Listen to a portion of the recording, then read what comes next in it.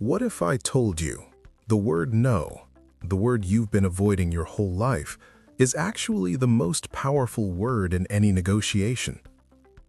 And every time you tried to avoid it, you made yourself weaker. That sounds wrong, doesn't it? Because we've all been trained to chase one thing: yes, agreement, approval. But here's the truth most people never realize. Early yes is often fake, and no is where real conversations begin. This idea comes from Chris Voss, a former FBI hostage negotiator. For 24 years, his job wasn't business deals, it was life or death conversations. Talking kidnappers down, defusing impossible situations, saving lives with words. And what he learned there applies directly to your life. Whether you're asking your boss for a raise, trying to solve an argument, handling a difficult relationship, or even convincing your parents to trust you more, you're negotiating every single day. And most people are doing it completely wrong. They think negotiation is about logic, better arguments, more convincing reasons, stronger points. So they prepare, they rehearse, they explain, they push, and still lose. Because negotiation is not a logic game. It's an emotional one. The person who understands emotions wins. Let's break down 6 techniques that can completely change the way you handle difficult conversations. Technique 1. Tactical empathy. This is not sympathy. It is not pity. And it is definitely not weakness. It means making the other person feel understood. Not agreeing with them, understanding them. Let's say you want a salary raise. Most people say, "I work hard, I deserve more." That creates resistance. Instead, you say, "I understand budgets are tight and giving raises is not always easy." Now your manager feels understood. Their guard drops. The conversation opens. That is tactical empathy. Technique 2. Mirroring. This one is incredibly simple. You repeat the last few words they say. That's it. Your manager says, "This quarter has been financially difficult." You respond, "Financially difficult?" And then you stay quiet. They keep talking. They explain more. They reveal what actually matters. Mirroring makes people feel heard, and people trust those who listen. Technique 3. Silence. After you mirror, after you make your point, stop talking. Most people panic here. They keep explaining. They weaken their own position. But silence creates pressure. Silence says, "I'm confident enough to wait." Are you? Sometimes the best response is no response.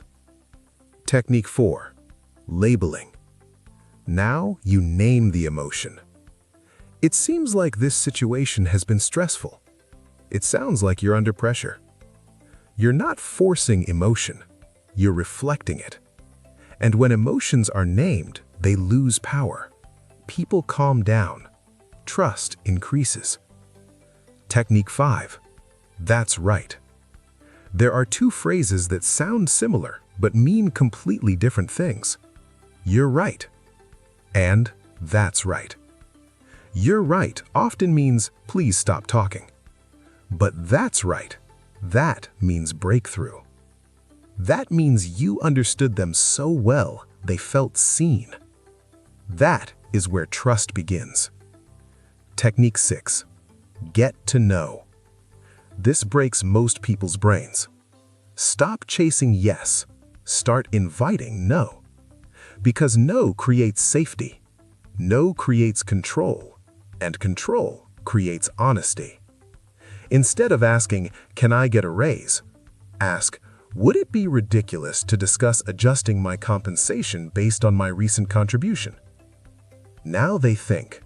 Now the answer is real. Let's put all 6 together. Imagine this. You walk into your manager's office. You say, "I know budgets are tight and raises aren't easy right now." Tactical empathy. They reply, "Yes, this quarter has been difficult." You respond, "Difficult?" Mirroring. They explain further. You listen. Then you say, "It seems like there's a lot of pressure from leadership right now." Labeling. They nod and say, "Yes, exactly."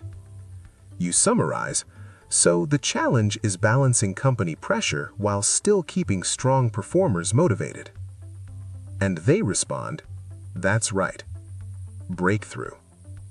Now you ask, "Would it be a bad idea to discuss a compensation review based on my contribution this quarter?" Get to know. Then you stay silent. Silence.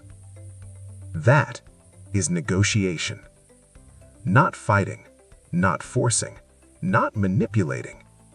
Understanding, listening, timing, emotional intelligence. Because when people feel heard, they trust you. They open up. They become flexible. And impossible conversations become solvable. So don't try all 6 today. Pick one, just one. Try mirroring. Try labeling. Try staying silent a little longer. And watch what happens. Because the best negotiators in the world aren't the loudest people in the room. They are the best listeners.